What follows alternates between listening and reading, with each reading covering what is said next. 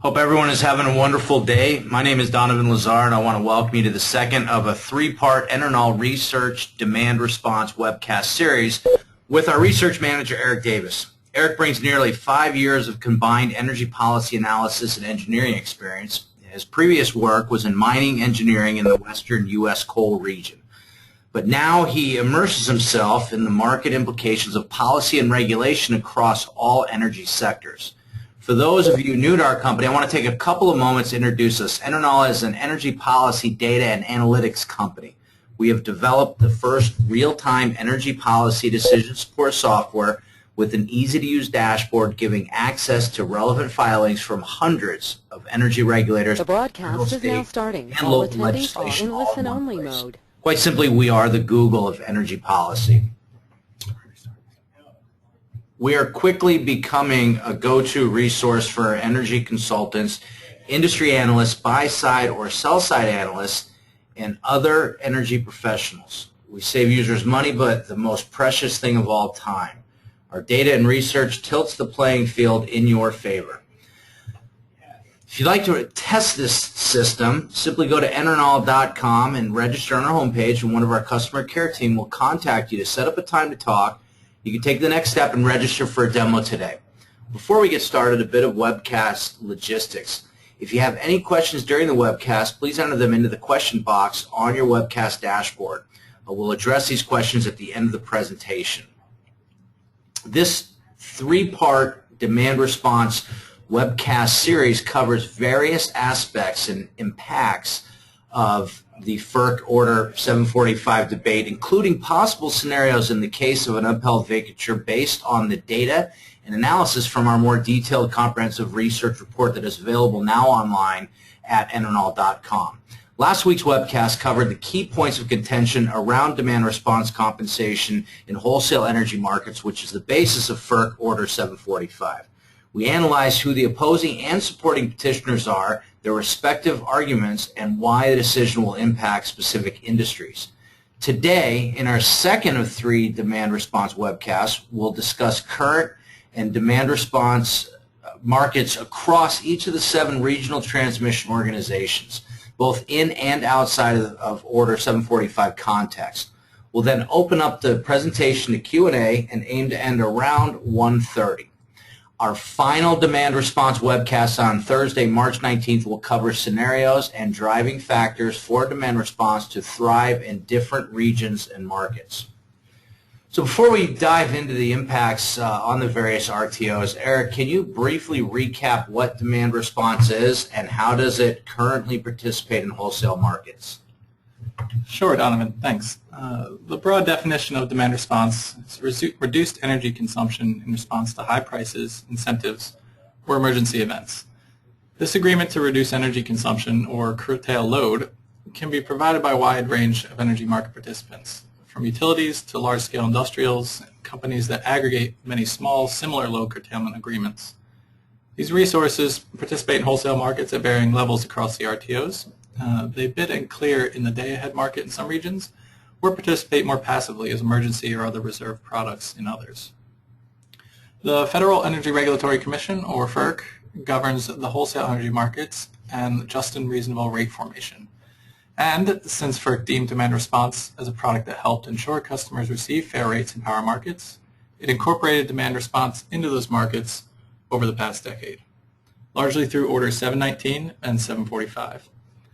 Order 745 created uniform payment levels for demand response equal to generators' rates in wholesale energy markets. This rate is known as the locational marginal price, or LMP, and is the structure that is now being disputed. Thanks, Eric. So with that introduction, let's get started. Eric, picking up where we left off with last week's webcast, what are the leading RTOs when it comes to demand response participation? Yeah, so in our report analysis and last week's webcast, we dug into RTO and FERC data and found that demand response market design and participation varies quite a bit across the 7 RTOs. With respect to wholesale markets, the PJM and New England markets lead the way, but when you start to consider retail programs outside of direct RTO market participation, the Midcontinent region becomes competitive. Other markets, such as California ISO and Southwest Power Pool, are a little less mature, and that corresponds with their current demand response participation metrics. Well, thanks, Eric. As demand response is most prevalent in the PJM region, can you describe the market and potential impacts of an upheld Order 745 decision? Sure, but first, for those not familiar, the PJM RTO covers all or parts of 13 Mid-Atlantic states. PJM has offered wholesale market demand response participation since 2002 and initially paid resource providers the LMP rate and allowed them to self-schedule as opposed to bidding and clearing in the market. This program garnered significant participation levels due to combined self-scheduling capability, the LMP rate, and favorable load curtailment measurement methodology. This began to change in 2007, as you can see in the figure, when PJM implemented a new compensation rate of the LMP less the generation and transmission, or G&T, price. That reduction, coupled with the new, less favorable load curtailment measurement methodology and more stringent review process, caused a multi-year drop in demand response wholesale energy market settlements. And moving forward, PJM's Order 745 compliance in 2012 somewhat rekindled the region's wholesale demand response market from its multi-year lows. However, cleared economic demand response levels have remained relatively flat over the past 3 years, despite seasonal spikes on or around the months of July and January, corresponding to attractive LMP prices in day-ahead and real-time markets. So if the Order 745 ruling is upheld and the LMP is no longer offered, this could revert PJM's wholesale demand response market back to levels near the 2011 period if they reinstated the LMP less G&T rate. This is just one scenario and not very likely, as PJM is in the later stages of a regulatory overhaul known as its capacity performance proposal. This new market design could significantly shake up the region's generation and demand response resource requirements going forward. And we'll get into the details of this more likely scenario in next week's webcast. Great. As a reminder for our listeners, you can go to the research section of EnerKnol.com to purchase the full report where we cover all this information in detail. All right, let's move on. Let's move to the Northeast, to the New England region. What do their current participation levels look like, and how could they be impacted by an upheld Order 745 decision? Thanks, Donovan. First, again, a quick introduction. The New England Independent System Operator, or ISO New England, covers 6 Northeast states and has offered a formal wholesale demand response program for more than a decade, but participation has been inconsistent. The Early Price Responsive Demand, or PRD program, offered participants the ability to curtail load if day-ahead market prices exceeded a $100 per megawatt hour threshold.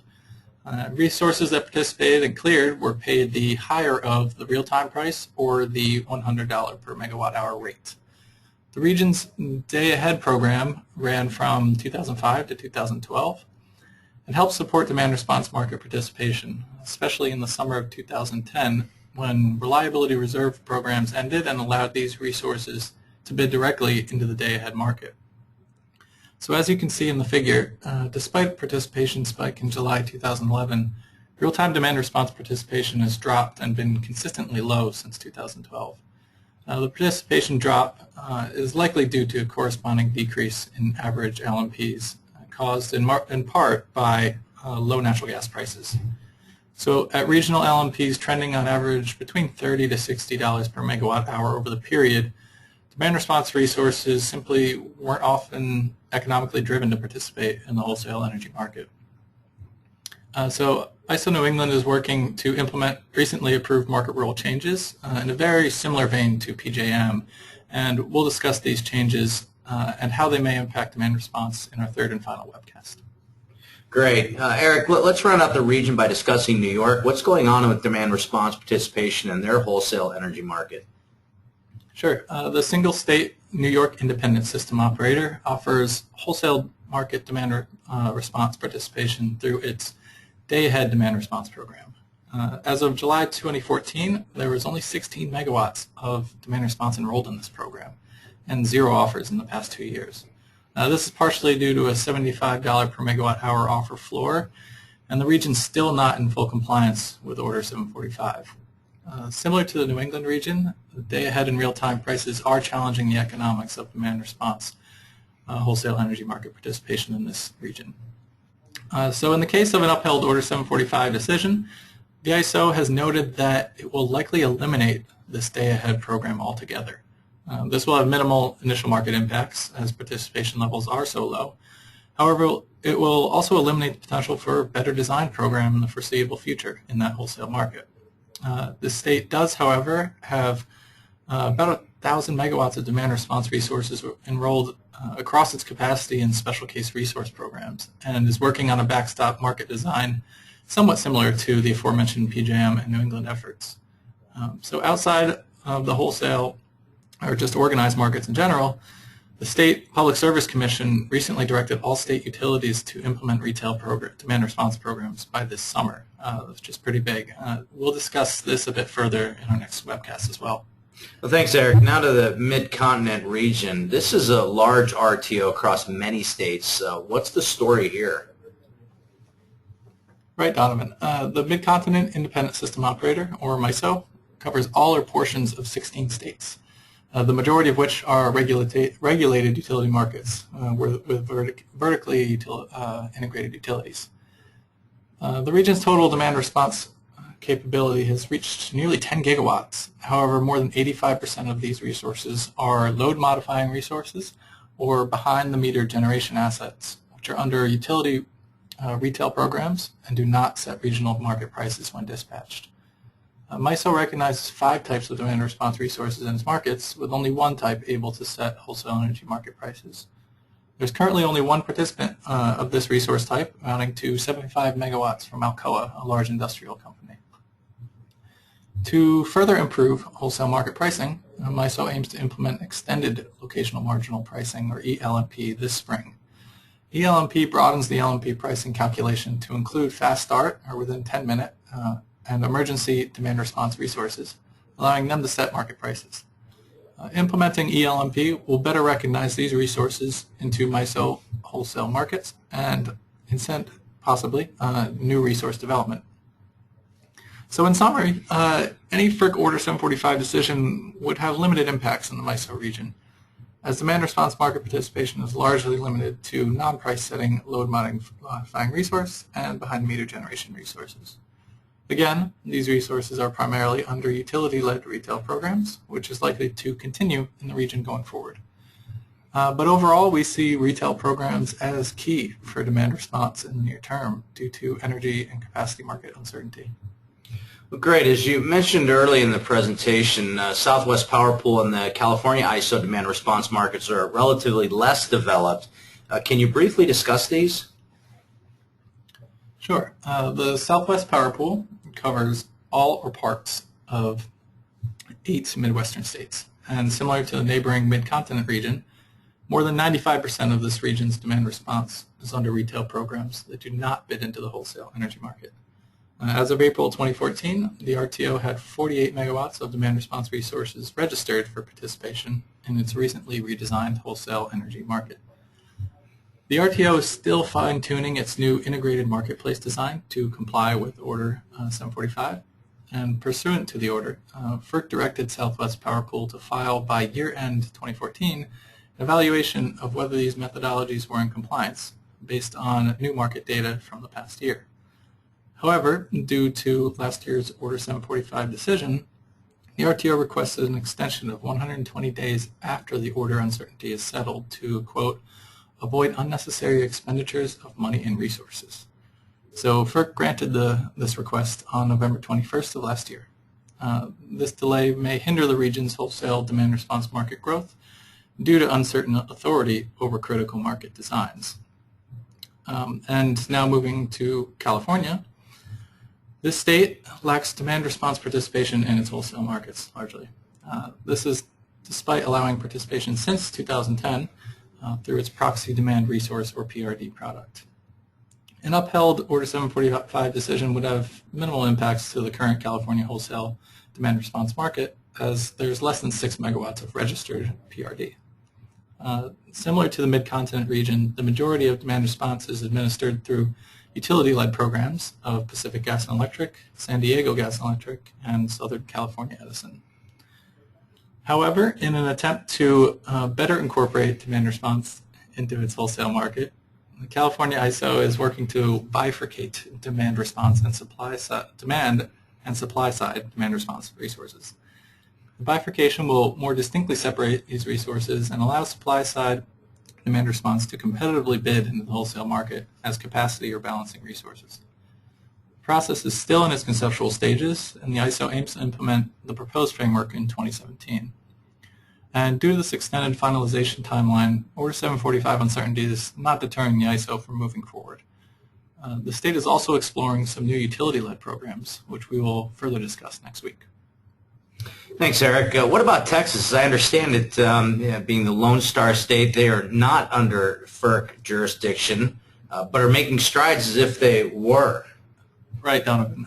Although the Electric Reliability Council of Texas, or ERCOT, is not under FERC jurisdiction, the region is working to incorporate demand response into its wholesale energy market. ERCOT issued Nodal Protocol Revision Request 555 in July 2013 to allow demand response participation in its real-time market, also known as its Security Constrained Economic Dispatch, or SCED market.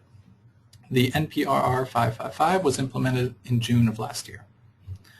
ERCOT will initially offer the real-time demand response product to utilities, then expand the program to third-party aggregators. But so far, no resources have qualified for the program, and per its the ERCOT's February 2015 State of the Grid report, they aim to qualify the first of these new resources this summer. So, despite the nascent real-time demand response market, ERCOT has more than 2,000 megawatts of registered emergency and ancillary market demand response resources. So these resources, along with utility-led programs, add to a potential maximum peak reduction of more than 4,000 megawatts, or about 6% of ERCOT's record peak load. Thanks, Eric. That wraps up the RTO coverage for this webcast. Again, we got into more detail in our report, which can be purchased now on EnerKnol.com. The report is titled Demand Response to Grow Under Alternative Scenarios, Regardless of FERC Order 745 Outcome. Let's now get to Q&A. We've received a number of registrant submitted questions prior to the webcast and also during the presentation. We've consolidated them a bit in respect to time. So the first question comes in part from our friends at Genscape. How will various outcomes of FERC 745 decision impact the role of curtailment service providers versus other demand response providers such as commercial and industrial entities? Thanks, Donovan. What we found is that if an uphill decision to vacate Order 745 is limited to wholesale energy markets, it would not significantly impact CSPs or other demand response providers, as actual participation levels beyond just enrollment are generally low.